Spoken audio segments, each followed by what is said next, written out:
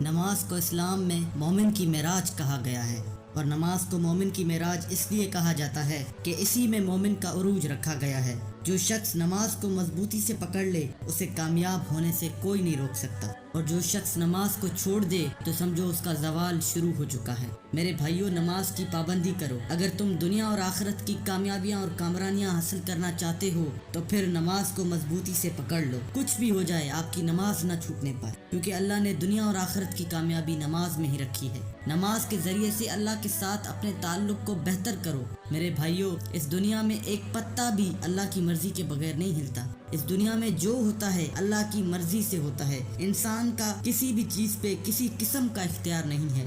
انسان کسی چیز کو حاصل کرنے کے لیے کتنی بھی محنت کیوں نہ کر لے، کامیابی اللہ نے اپنے ہاتھ میں ہی رکھی ہے۔ تو میرے بھائیوں، جب ہم جانتے ہیں کہ اللہ کی مرضی کے بغیر کچھ بھی نہیں ہو سکتا، جب ہم جانتے ہیں کہ اللہ کی مرضی کے بغیر کسی بھی محاذ پر کامیابی ممکن نہیں ہے، چاہے وہ دنیا کا محاذ ہو یا پھر آخرت کا، تو پھر کیا ہمیں اپنے رب کے ساتھ اپنے تعلق کو مضبوط نہیں کرنا چاہیے؟ اگر ہم اپنی مشکلات کا حل چاہتے ہیں تو کیا وہ اللہ کی رضا کے بغیر ممکن ہے؟ نہیں ہے میرے بھائیوں۔ جب تک ہم اللہ کے ساتھ اپنا تعلق نہیں بنائیں گے، یوں ہی بھٹکتے رہیں گے، کامیابی کے پیچھے بھاگتے رہیں گے، لیکن کامیابی ہمارے ہاتھ نہیں آئے گی۔ اور میرے بھائیوں، نماز کو صرف ایک فرض کی طرح نہ دیکھو۔ نماز تو اللہ کے ساتھ ملاقات کا ایک موقع ہے۔ جب انسان کسی کے ساتھ محبت کرتا ہے تو وہ کیسے اس سے ملنے کے لیے تڑپتا ہے، اس کے ساتھ ملاقات کے لیے بے چین ہوتا ہے۔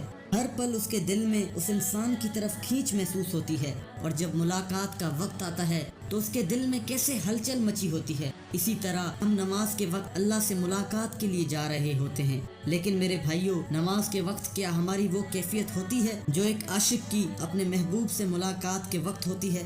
یہ سوال ہمیں خود سے پوچھنا چاہیے۔ ہم اپنے رب سے محبت کا دعویٰ تو کرتے ہیں، لیکن کیا ہمارا دل بھی رب سے ملاقات کی شوق میں مچلتا ہے؟ کیا ہمارے اندر اپنے رب سے ملاقات کی تڑپ موجود ہے؟ کیا ہمارا دل نماز کے لیے بے چین ہوتا ہے؟ حضور اکرم صلی اللہ علیہ وسلم نماز کے وقت حضرت بلال سے کہتے تھے، اٹھو بلال، اذان دو اور میری آنکھوں کو ٹھنڈک پہنچا دو۔ ہم عاشق رسول ہونے کا دعویٰ تو کرتے ہیں، لیکن کیا ہماری نماز بھی ہماری آنکھوں کے لیے ٹھنڈک کا ذریعہ بنتی ہے؟ کیا ہمارے سجدے ہمارے لیے سرور اور لطف کا سبب بنتے ہیں؟